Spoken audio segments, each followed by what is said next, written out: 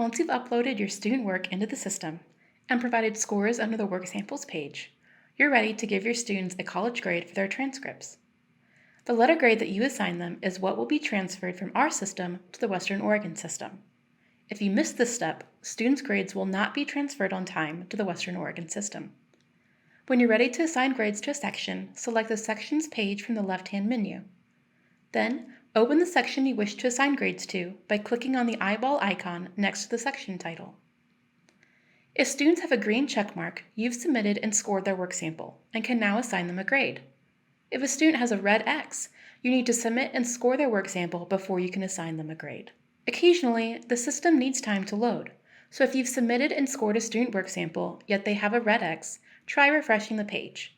If this still doesn't work, please reach out to us at willamettepromise@wesd.org.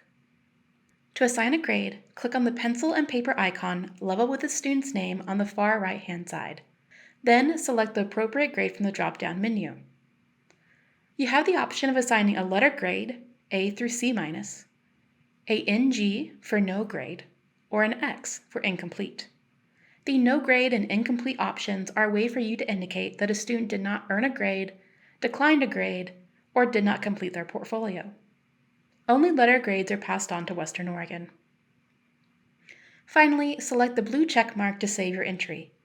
Complete this process to individually assign grades to each student in your section. At this point, you've logged in, created sections, checked out prompts, checked in prompts, scored work samples, and assigned grades. You've done everything that you need to do to ensure that your students have earned credit for your course for the school year. The final step, cross-scoring, is part of the continuous teacher improvement cycle and is covered in the next and final video. For further questions, please contact us at willamettepromise@wesd.org.